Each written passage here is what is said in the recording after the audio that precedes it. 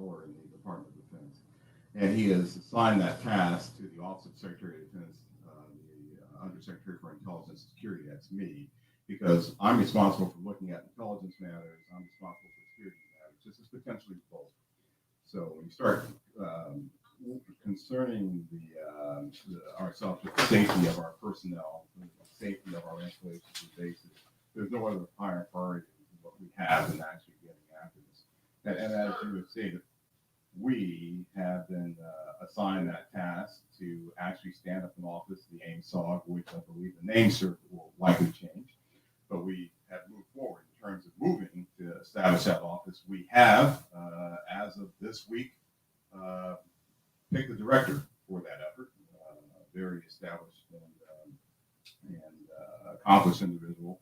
We've identified spaces. We've worked with personnel across the Department of Defense, with the services, and we've worked with the IC, which is on board in helping us work through this standardized methodology for now, bringing in data, analyzing that data, and reporting that data in the appropriate methods, appropriate means, to either get it to our service personnel to ensure their safety, or get it to you and the Congress and to the public to ensure you have oversight of what we're doing. So, chartered by the Secretary of Defense, standardized, and really a methodical approach. It's something we're doing that has not been done before. Can we get some kinds of assurances that your analysts will follow the facts where they lead and assess all hypotheses? Absolutely. So we're open to all hypotheses. We're open to any conclusions that we may encounter.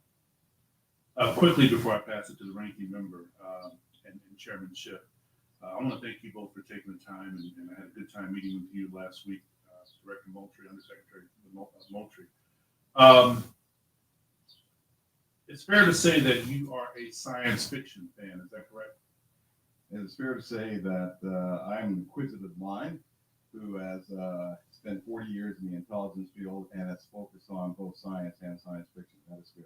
Could you tell us about it? Yeah, well, look, my generation grew up looking at space sagas and the Apollo program.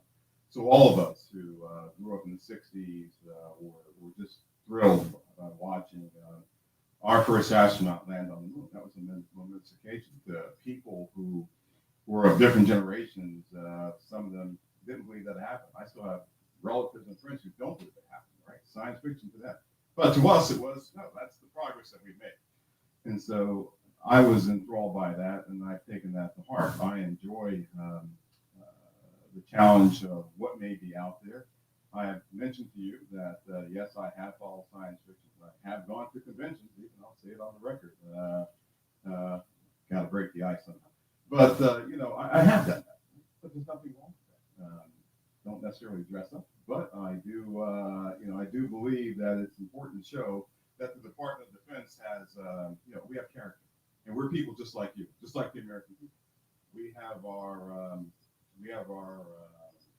inquisitiveness. We have our questions. We want to know what's out there as much as you want to know what's out there. We get the questions not just from you, we get it from family members. We get them night and day, not just in committee hearings.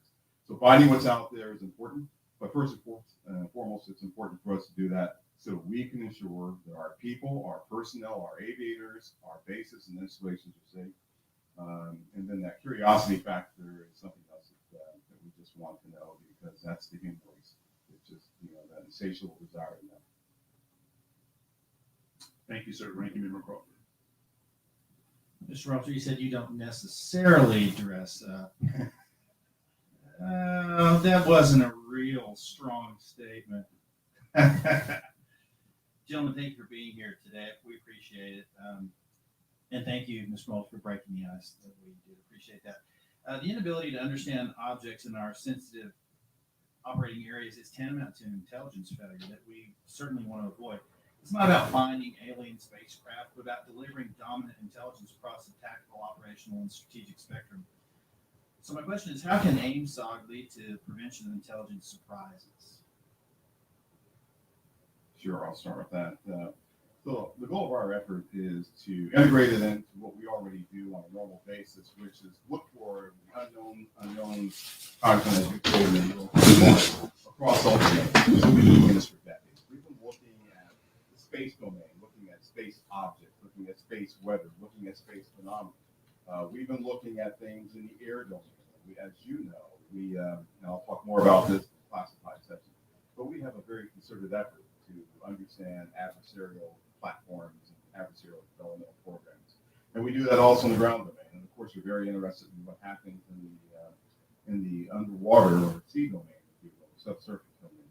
So if there are objects that our aviators or our air crews are encountering in this air domain, and their sensors are discovering or detecting some of these objects, we want to just bring that in to the normal process that we have for identifying unknown unknowns. We want to make sure we have the intelligence requirements that allow us not only to look at that event from the time that it occurs forward, but maybe retrospectively, we want to go back and see if we can get to the left of that event to say, was there some developmental program that we, to get to your technical surprise issue, sir, that we should have known about?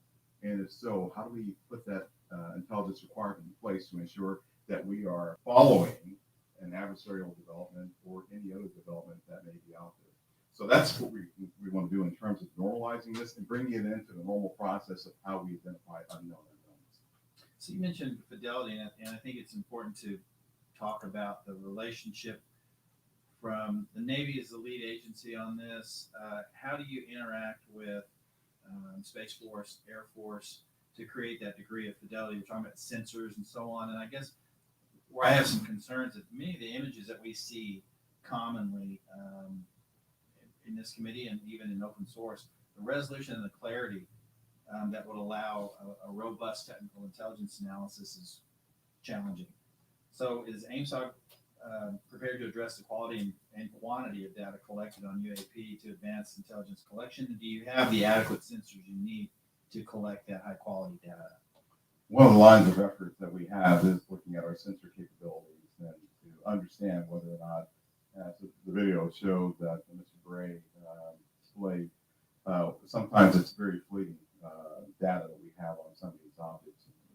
We want to make sure that, one, our systems are calibrated to actually be able to collect on the objects. Our sensors today are calibrated for specific things. We want to make sure they're calibrated for things of this nature, things of this size, things of this.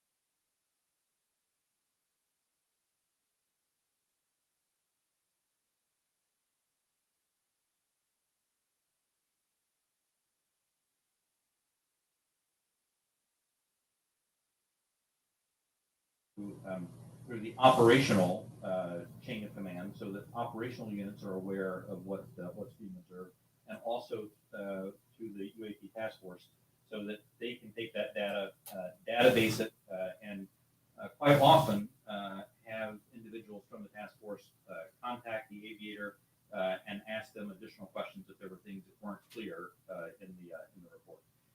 That then goes into a database where we can compare it with other observations that we have. Again, comparing for locations, comparing for altitude, speeds, shapes, if any RF emissions were detected from the platform, all of that so that we can try to reach some conclusions on that. Thank you. You're back. Gentleman goes back, chairmanship. Thanks, Chairman. Mr. Bright, can you rerun that first image? It looked like it was outside of a plane window. And if you wouldn't mind going up to the screen and tell us what we're seeing. Not that you can necessarily tell us what we're seeing, but explain what we should be looking at in that first image. Absolutely. And Alexi, what I'll ask is if you can stop it at a certain point.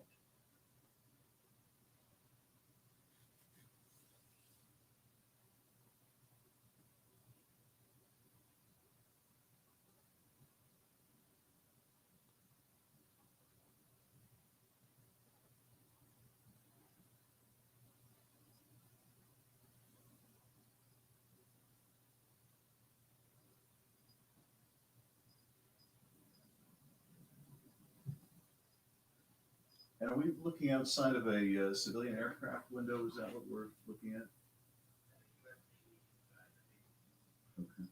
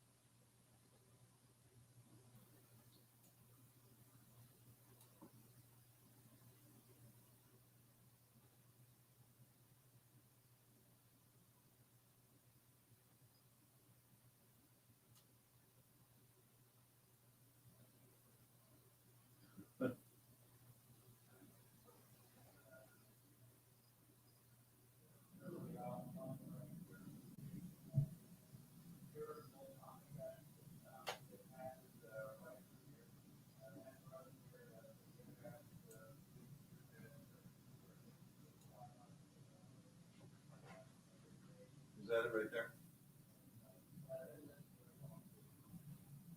Can you point to the screen again, what we're supposed to be looking at?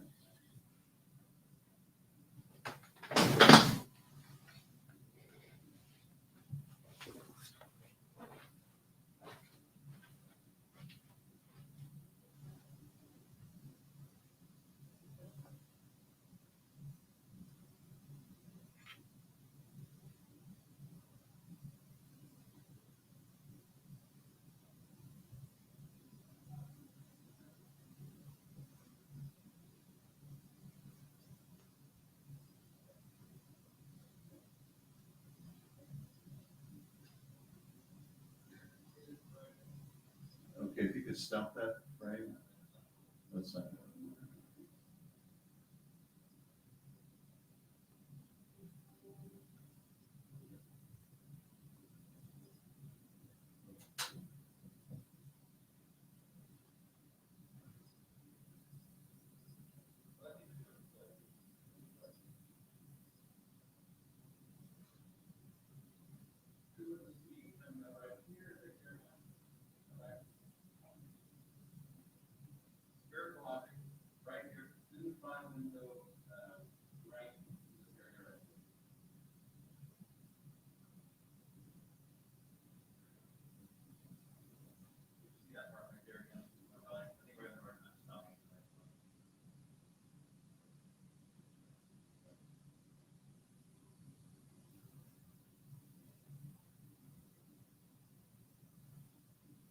Okay. So as you can see, it's difficult at times to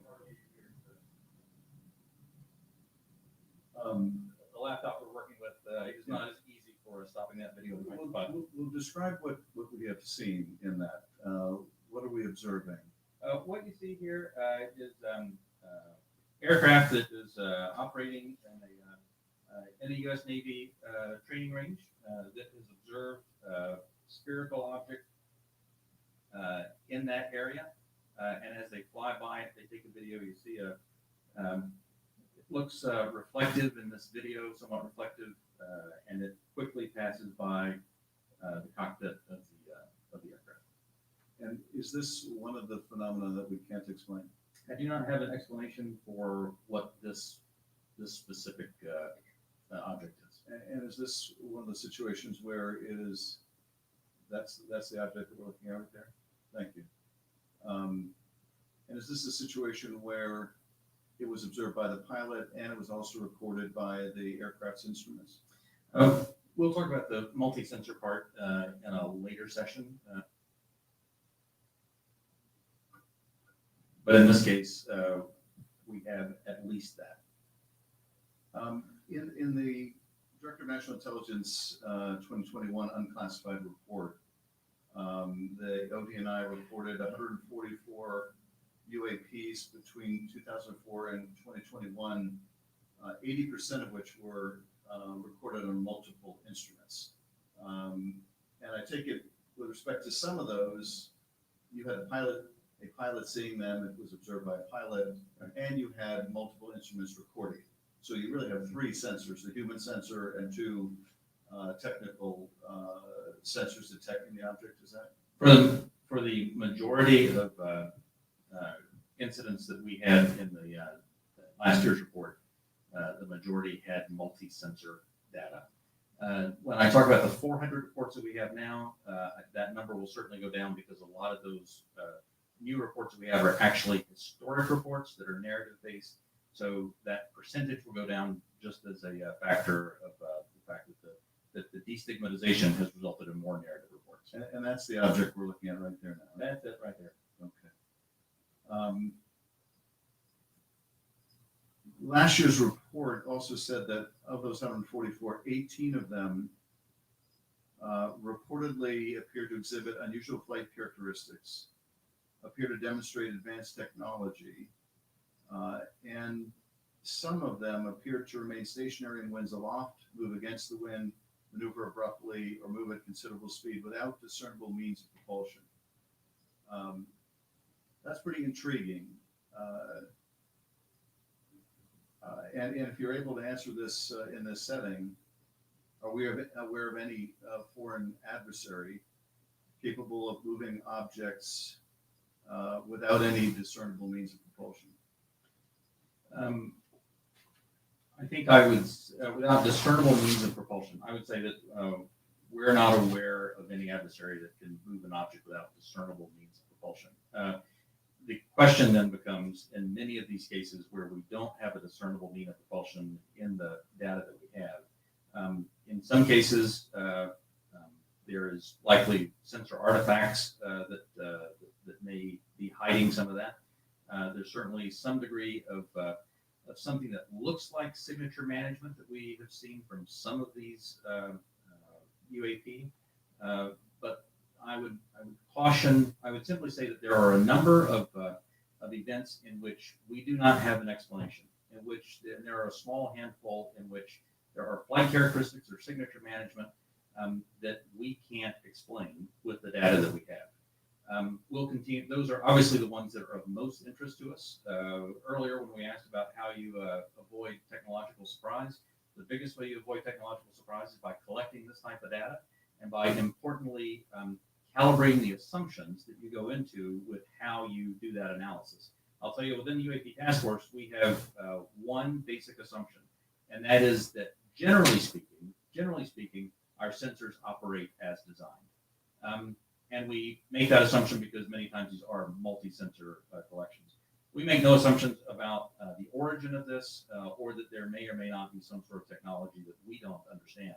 That's, I think, the key to avoiding technological surprises by calibrating those assumptions. And finally, with respect to the second two videos showing the small triangles, the hypothesis is that those are commercial drones that, because of the use of night vision goggles, appear like triangles. Is that the operating assessment? Some type of drone, some type of unmanned aerial system, and it is simply that light source resolves itself through the night vision goggles onto the SLR camera as a triangle. And have we, in order to prove that hypothesis, flown a drone and observed it with that same technology to see whether we can reproduce the effect? UAP Task Force is aware of studies that have done Thank you, Mr. Chairman. I yield back. Gentleman yields back. Dr. Winston. Thank you, Mr. Chairman. Thank you all for being here. My first question is, throughout this process where there's been sightings, have the sightings been stationary or have they always been sighted from a moving object? From a plane or a ship that may be moving? Have these reports ever come from a stationary object being observed in the sky? The UAP task force does have reports from reports from a stationary observer. There's a difference observing something when you're moving as Right. well. It's physics, right? That's why I asked that question.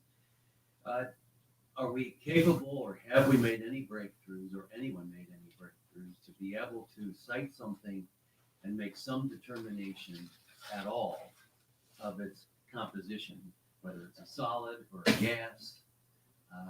Is there any such capability? I'm From not asking what, I'm just Right.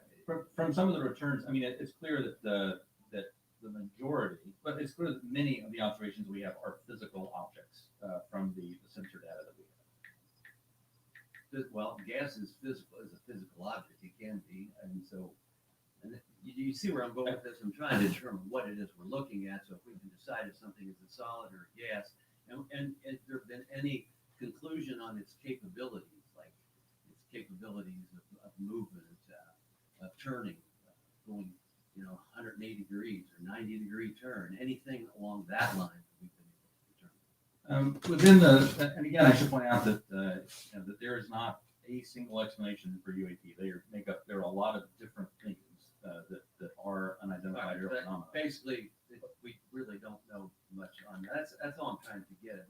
And I'm pleased that you have protocol right now for our military, but are there any non-military reports coming forward of similar events? Right, all coming from the The UAP task force has a very good working relationship with the FAA. They have a very good working relationship with other parts of the U.S. government so that we can ingest reports from. Do we have from any those sources. reports non-military? Yes. Thank you. That's my question. And do we need to put out protocol for civilians that may be in that arena, like through FAA? Do you think that would be appropriate and helpful?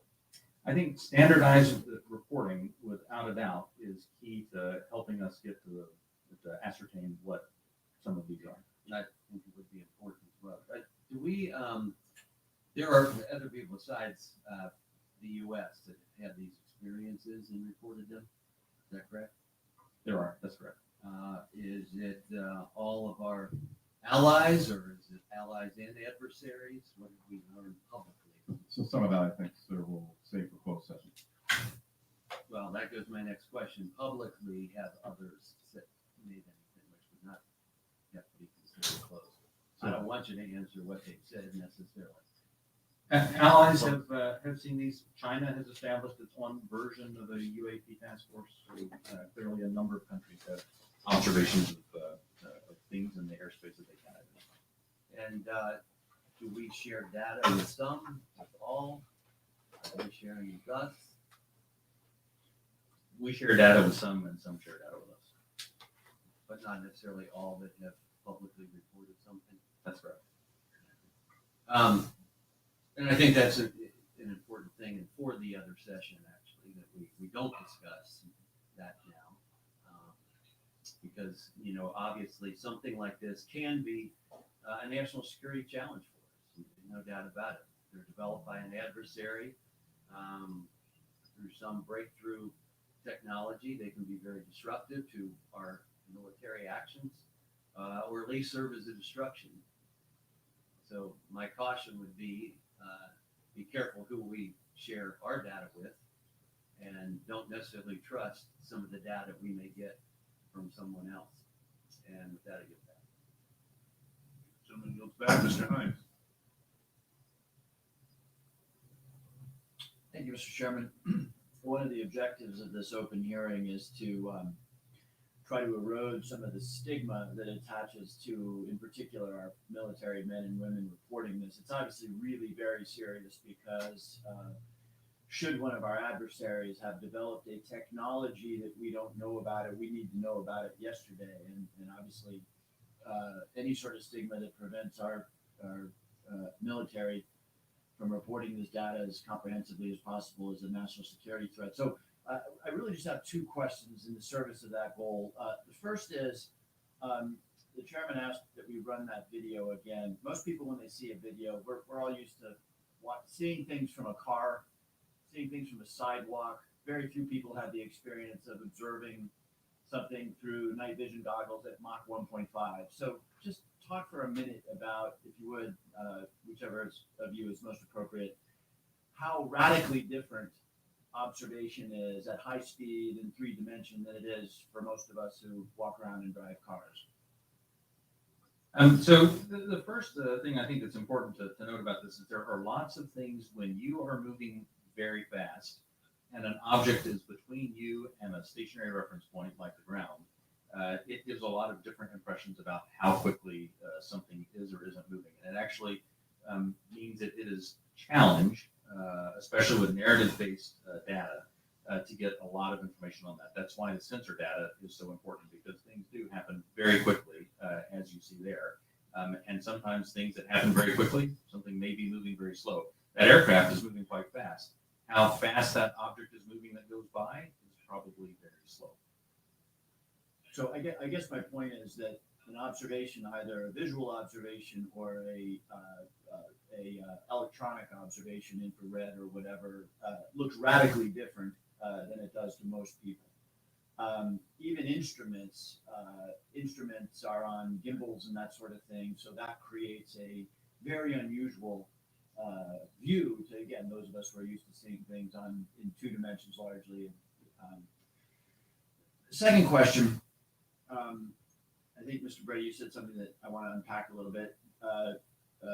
A number of these UAPs, you said, we can't explain. Again, in the service of sort of reducing speculation and conspiracy theories, we can't explain can range from a visual observation that was distant on a foggy night, we don't know what it is, to we found an organic material that we can't identify, right? Those are radically different worlds. So when you say we can't explain, give the public a little bit better sense of where on that spectrum of we can't explain we are. Are we holding materials, organic or inorganic, that we don't know about? Are we, picking up emanations that are something other than light or infrared that could be deemed to be communications? Give us a sense for what you mean when you say we can't explain. Sure. When I say we can't explain, I mean exactly as you described there, that there's a lot of information, like the video that we showed, in which there's simply too little data to create a reasonable explanation. There are a small handful of cases in which we have more data that our analysis simply hasn't been able to fully pull together a picture of what happened. And those are the cases where we talk about where we see some indications of flight characteristics or signature management that are not what we had expected. When it comes to material that we have no material. We have detected no emanations within the UAP task force that would suggest it's anything non-terrestrial in origin. So there's when I say unexplained, I mean everything from too little data. So the data that we have doesn't point us towards an explanation, but we'll go wherever the data takes us. Again, we've made no assumptions about what this is or isn't. We're committed to understanding these, and so we'll go wherever that data takes us. Thank you. That's very helpful, and so I think it bears emphasis. When you say we can't explain, everything that you can't explain is in a bucket called data. Is that correct? And that would mean data collected by sensors, visual observations, everything that we can't explain, quote unquote, is in a bucket called data. Right. A narrative report from the early 2000s, if it just had a little bit of information on it, would be in our database and it would be unresolved. I would add to that, it's insufficient data. That's one of the challenges we have. Insufficient data either on the event itself, the object itself, or insufficient data or plug-in with some other organization or agency that may have had something in that space at that time. So it's a data issue that we're facing in many of these instances, Congressman. Understood. Thank you very much. You're back. Gentleman yields back. Mr. Gallagher. Thank you, Mr. Chairman. Thank you for allowing me to join this hearing. I really appreciate the witness's testimony. Mr. Moultrie, as the chairman mentioned, DoD had an initiative to study UFOs in the 1960s called Project Blue Book. It's also been well reported in a briefing and in other places that we have more recent projects, specifically ATIP. Could you describe any other initiatives that the DoD or DoD contractors have managed after Project Blue Book ended and prior to ATIP beginning? Did anything also predate Project Blue Book? So I can't speak to what may have predated Project Blue Book. I mean, of course, there's Roswell and all these other things that people have talked about over the years. I'm familiar with Blue Book. I'm familiar with ATIP. I haven't seen other documented studies that have been done by DoD in that regard. So you're not aware of anything in between Project Blue Book and ATIP? Not aware of anything that's official that was done. Hasn't been brought to my attention. Okay. Additionally, are you aware of any other DoD or DoD contract programs focused on UAPs from a technological engineering perspective? And by that I mean, are you aware of any technology initiatives focused on this topic other than initiatives focused on the individual case investigations? I'm not aware of any contractual programs that are focused on anything related to this other than what we were doing in the Navy Task Force and what we were about to launch in terms of our effort. Same question for you, Mr. Brand. Same answer, not aware of anything outside what we are doing in UAP task force. So just to confirm, you're not aware of any technology or engineering resources that have been focused on these efforts besides what we've mentioned today? Once again, I'll say no contractual or programmatic efforts that are involved. The reason why I qualify it, let me qualify it that way. I can't speak to what people may be looking at in the department. Somebody says, I'm looking at something that may be identified. I can't speak to that. Speak to official programs we have on the record. It's also been reported that there have been UAP observed and interacting with and flying over sensitive military facilities, particularly not just ranges, but some facilities housing our strategic nuclear forces. One such incident allegedly occurred at Malmstrom Air Force Base, in which 10 of our nuclear ICBMs were rendered inoperable. At the same time, a glowing red orb was observed overhead. I'm not commenting on the accuracy of this. I'm simply asking you whether you're aware of it and whether you have any comment on the accuracy of that. We pass that to Mr. Gray. Looking at the last 3 years. That data is not within the holdings of the UAP task force. Okay, but are you aware of the report, or that the data exists somewhere? I have heard stories. I have not seen the official data. So you've seen informal stories, no official assessments that you've done or exist within DoD that you're aware of regarding the Malmstrom incident? All I can speak to is, what's within my cognizance of the UAP task force, and we have not looked at that. Well, I mean, it's a pretty high-profile incident. I don't claim to be an expert on this, but that's out there in the ether. You're the guys investigating it. I mean, who else is here? If something was officially brought to our attention, we could look at it. There are many things that are out there in the ether that aren't officially brought to our attention. How would it have to be officially brought to your attention? I'm bringing it to your attention. It's pretty official. So we'll go back and take a look at it, but generally there is some authoritative figure that says there's an incident that occurred. We'd like you to look at this. But in terms of just tracking what may be in the media that says that something occurred at this time, at this place, there's probably a lot of leaders who have to follow up on. I don't think there's resources to do that right now. Well, I don't claim to be an authoritative figure, but for what it's worth, I would like you to look into it. And Sure. if for another reason, you could dismiss it and say this is not worth wasting resources on. And then finally, are you aware of a document that appeared around 2019, sometimes called the Admiral Wilson Memo or EW Notes Memo? I'm not personally aware of that. Okay. This is a document in which, again, I'm not commenting on veracity, so you would help me with that, in which the former head of DIA claims to have had a conversation with the Dr. Eric Wilson and claims to have sort of been made aware of certain contractors or DoD programs that he tried to get fuller access to and was denied access to. So you're not aware of that? not aware of Congressman. In my 10 seconds remaining, then I guess I just would ask Mr. Chairman unanimous consent to enter that amendment into the record. Without objection. Thank you, Mr. Chairman. Appreciate it. Mr. Christian Murphy. Thank you, Mr. Chair, and thank you to both of you for appearing today and for your public service. First question is, there have been no collisions between any U.S. assets in one of these UAPs, correct? We have not had a collision, we've had at least 11 near misses. And maybe we'll talk about those 11 near misses or any place where there's close proximity. I assume, or tell me if I'm wrong, there's been no attempt, there's no communications or any kind of communication signals that emanate from those objects that we detected, correct? That's correct. And have we attempted to communicate with those objects? No. So we don't even put out a alert saying, U.S. Identify yourself. You are, within our flight path or something like that. We haven't said anything like that. We've not put anything out like that. Generally speaking, for example, in the video that we showed earlier, it appears to be something that is, unmanned, appears to be something that may or may not be in controlled flight, and so we've not attempted any communication with that. Okay, so, and I assume we've never discharged any armaments against a UAP, correct? That's correct. How about wreckage?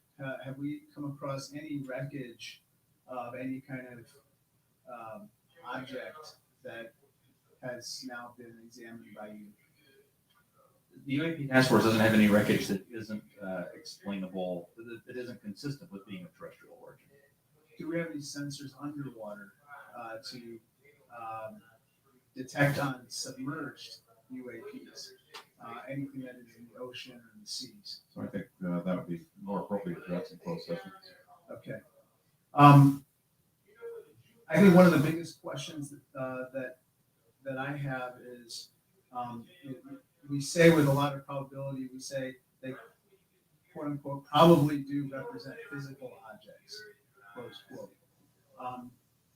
When we say probably, is that because we cannot conclusively say that they are physical objects?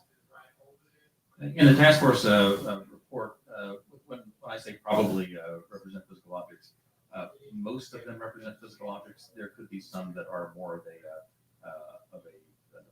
meteorological phenomena, something like that, that may not be a physical object in the sense that most people think of something you go up and touch. But the ones where you say most of them represent physical objects, can you say that they are definitely, like with 100% certainty, that they are physical objects? I can say with certainty that a number of these are physical objects. Okay, so we can't rule out that some of them may not be physical objects. So, some certainly could be a sensor anomaly or something like that.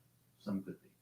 Now, how about with regard to UAPs? We've talked about UAPs on training areas, but obviously there's some sensor bias. I would think we put sensors in training areas.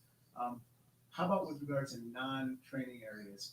Do we track what's in open source and what civilians and others have tracked? And have we found similarities to what they've observed in terms of UAPs in non-training areas to the ones that are in training areas? The UAP task force has worked very hard to make sure the data set that we're working with is a data set that we have very good control over that data. So we have some partnerships with FAA so that we get some of that, so we get that reporting in.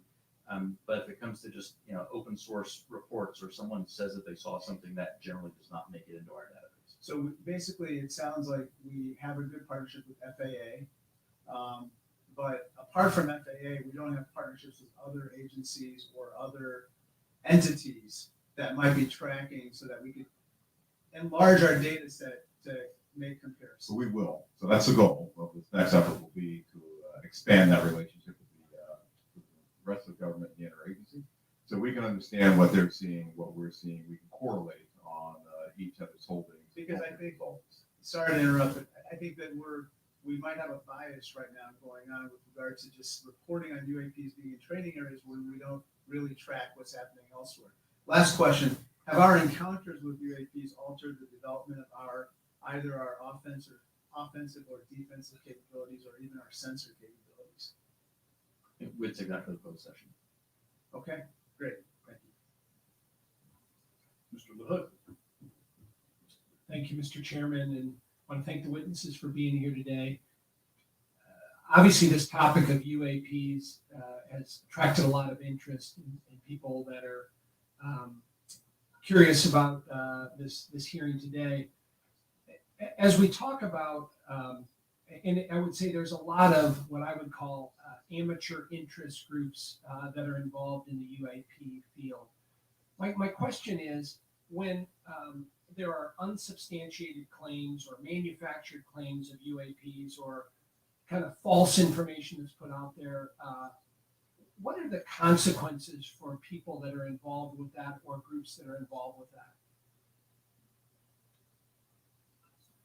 So one of the concerns that we have is that there are a lot of individuals and groups that are putting information out there that could be considered to be somewhat self-serving. We're trying to do what's in the best interest of, one, the Department of Defense, and two, what's in the best interest of the public, to ensure that we can put factual-based information back into the mainstream, back into the bloodstream of the reporting media that we have, so people understand what's there. It's important because we are attempting, as this hearing has drawn out, to understand, one, what may just be natural phenomenon, two, what may be sensor phenomenology or things that were happening with sensors, three, what may be legitimate counterintelligence threats to places that we have or bases or installations, or security threats to our platforms. And anything that diverts us off of what we have with the resources that have been allocated to us sends us off in these spurious chases and hunts that are just not helpful. And they also they also contribute to the undermining of the confidence that the Congress and the American people have that we are trying to get to the root cause of what's happening here, report on that, and then feed that back into our national security apparatus so we are able to protect the American people and our allies. So it is harmful, it is hurtful, but hopefully if we get more information out there, we'll start to lessen the impact of some of those spurious reports.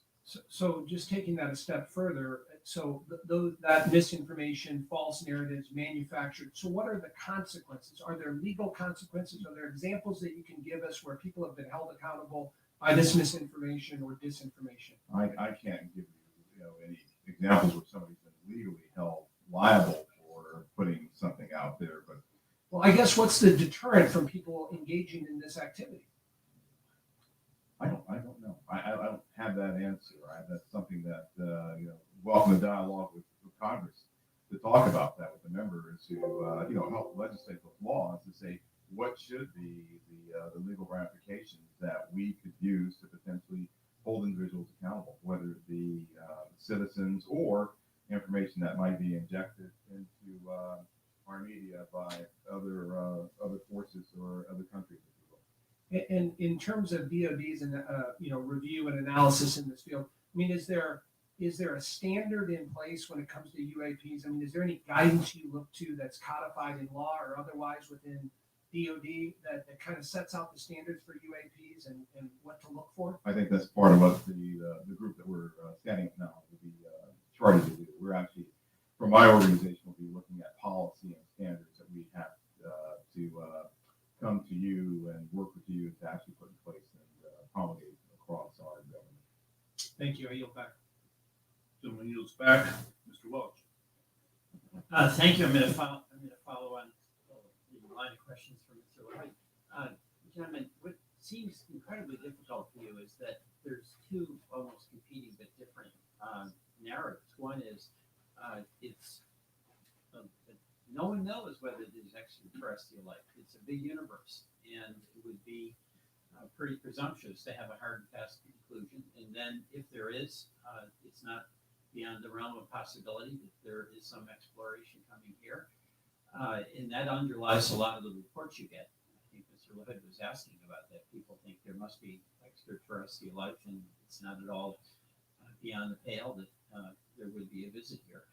On the other hand, as the DoD, you have the responsibility to make sure that our national security is protected, and that if there are surveillance drones or active drones that can disable our systems, that has to be analyzed, has to be stopped.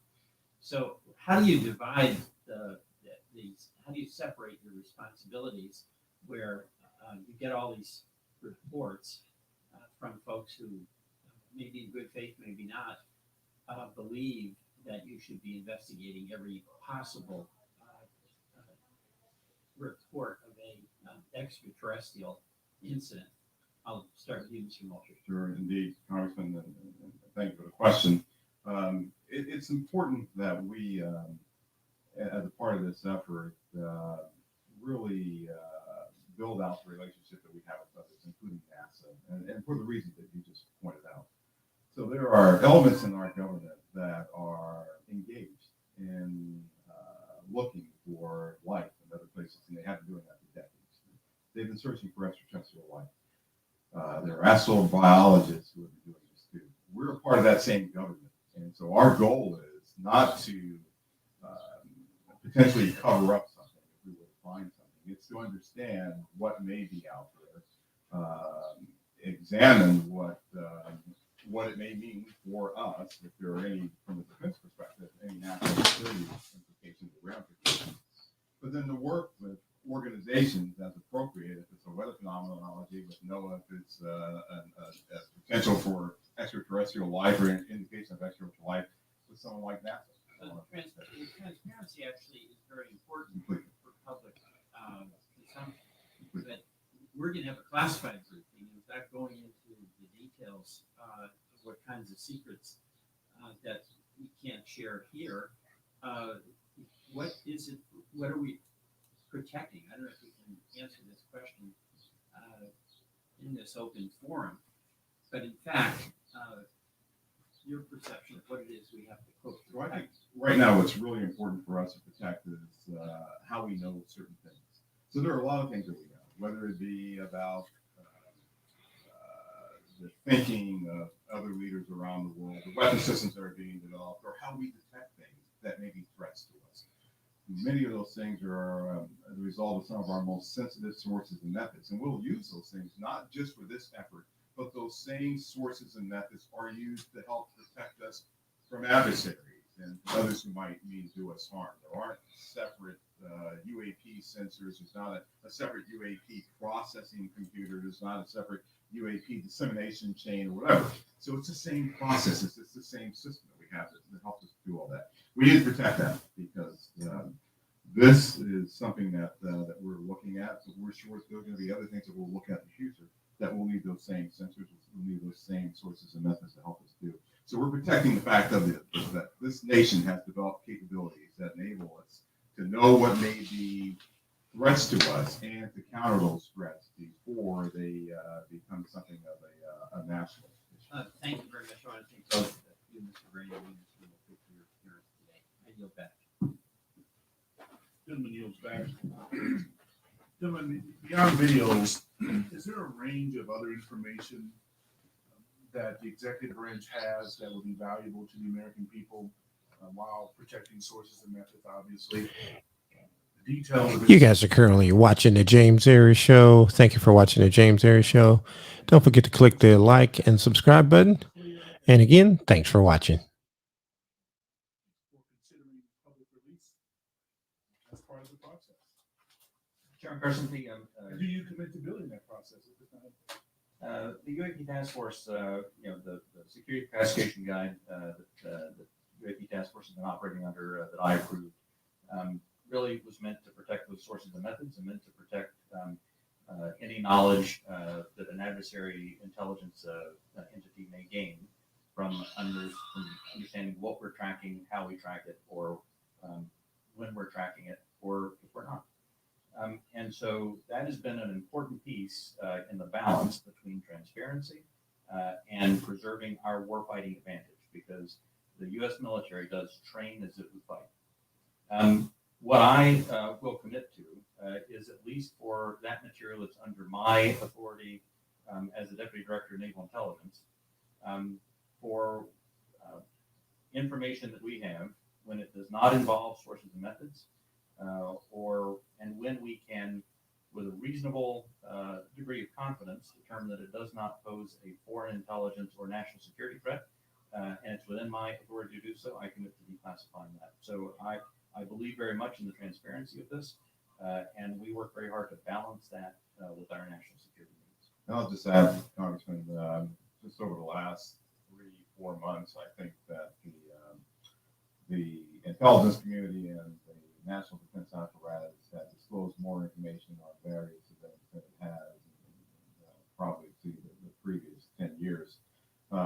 You have our commitment to work closely with the Director of National Intelligence and others in the declassification and downgrading of intel apparatus to ensure that we can get whatever information that we can out to the American people and to the public at large. Greatly appreciated, sir. Ranking Member Crawford. Thank you, Mr. Chairman. Representative Stefanik is en route, I believe, just real quickly, but in the interim, if I could, if you'll indulge me, I just have a couple of real small questions. One is, do we have an example? Can you cite a specific example of an object that can't be explained as having been human-made or natural? I mean, the example that I would say that is still unresolved, that I think everyone understands quite well, is the 2004 incident from Nimitz. We have data on that, and it simply remains unresolved. Does not mean it resolves to being something, right, that is easily explainable or difficult. Well, obviously, it resolved to being something that is difficult to explain. But I can't point to something that definitively was not man-made, but I can point to a number of examples in which remain unresolved. Gotcha. With regard to videos that have appeared in open source channels, for example, the Tic Tac video, does AIMSOG maintain control of videos, and how do you prevent leaks of potentially classified videos or other material? So the AIMSOG, as we establish that organization, we will have a process for classified and compartmented holdings, and we will find a way of getting positive control over those. We have our sensitive access program, special access programs allow us to put what we call SAPs around things, and then there's controlled access programs that allow us to put caps around things. So we'll have that in place. Our goal will be ensuring that we're sharing that with the appropriate analysts and the appropriate exploiters, if you will, who can look at that data. What we don't want to do is bring something into a DoD database or a DoD holding and then have so many wrappers around it's not available to those who really need to look at it and to exploit it. And that's one of the reasons that we're establishing relationships with the interagency, with the IC, and others to be able to do that, sir. But we will do our best to maintain positive control over the materials that we have within our holdings. Thank you. Chairman Schiff. Mr. Chairman, just going back to the 2021 report, under the category of UAP appear to demonstrate advanced technology, those 18 incidents in which some of the UAP appear to remain stationary, winds aloft, move against the wind, maneuver abruptly, or move at considerable speed without discernible means of propulsion. It goes on to say, in a small number of cases, military aircraft systems processed radio frequency energy associated with UAP sightings. I couldn't tell from that whether that small number of cases was a part of the subset of 18. That is, among the 18 which appeared to move with unusual pattern of flight characteristics, does some of those also emit radio frequency energy? I would have to check with our UAP task force on that. I believe, without getting into specifics that we can do in the closed session, at least some that we have detected RF emissions from were not behaving oddly otherwise. And the significance of measuring that radio frequency energy is what? That we suspect that this was some form of aircraft in which there were radio transmissions. The biggest thing that you're looking for there is any indication of an effort to jam whatever sensors that we may have looking at it. But I would also add to that radio frequency, as you know, Congressman, is used to control various platforms too. So the fact of emanations coming off of any platform, whether it be a UAV or another platform, could be radio frequency activity related to that entity transmitting out or something transmitting to that platform. And of course, we have a sensitivity with our airborne platforms of picking it up, which is one of the reasons that we try to prevent people from using their cell phones on airplanes and things like that. It's very sensitive to RF emanations. So that's a part of what we'll be looking at in the AIMS log. What is this? Is this something that we can collect on, and can we start to characterize the signaling environment around the emanations that may be coming off of some of these UAVs? So that energy then that was recorded could be either an effort to jam, or it could be an effort to control UAV, or any other communication with that craft.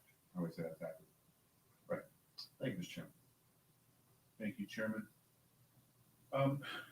As the ODNI report makes clear, one possible explanation for UAPs is that we are detecting U.S. aircraft, either secret air programs or even test prototypes.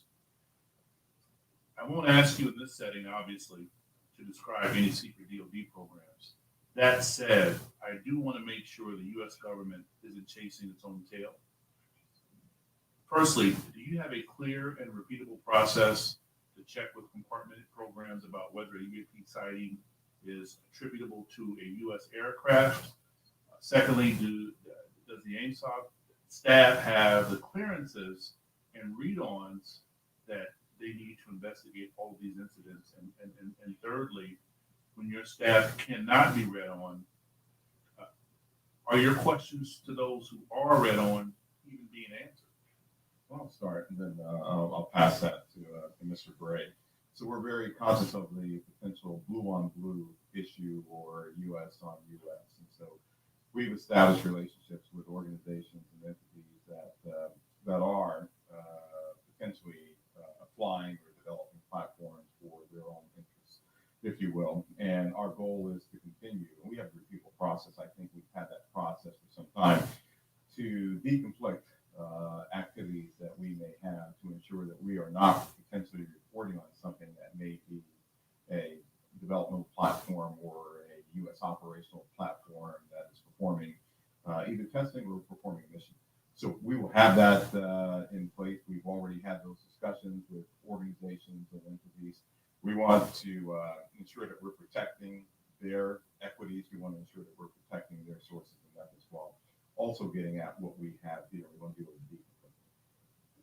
Absolutely. The UAP task force has had a process in place to work with other elements of the Department of Defense and other elements of government to ensure that there's as simple a way as possible to deconflict those. And when we reference that in the report, I should say that we were simply accounting for the fact that there could possibly be one or two data points that had leaked through, but we were quite confident that was not the explanation.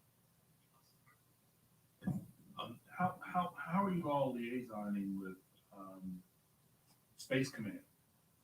Specifically, how are you partnering with the parts of the U.S. Space Command responsible for space domain awareness? And how, if at all, are you partnering with the Space Force to analyze UAPs? The UAP task force has a very good relationship with Space Force, as it does with the rest of the Department of Defense. We have pulled analysts in from Space Force to ensure that that we're availing ourselves of that expertise, as well as any other material they may have that would be helpful. And Congressman, as you know, Space Force and Space Command, they have responsibility for space domain awareness. So what we've done, we coordinated with Space Force, we coordinated with their J2, and she is on board in terms of helping us plug into what they have for us to have this interactive exchange of information. And we're doing that with all the services, not just with Space Force. Thank you, sir. Chairmanship. All right. With that, I want to thank you all for taking the time out. I also want to thank my colleagues on both sides of the aisle for participating in this very historical and important hearing. I think it's one of the few times we can demonstrate some degree of bipartisanship around UAPs and UFOs. So I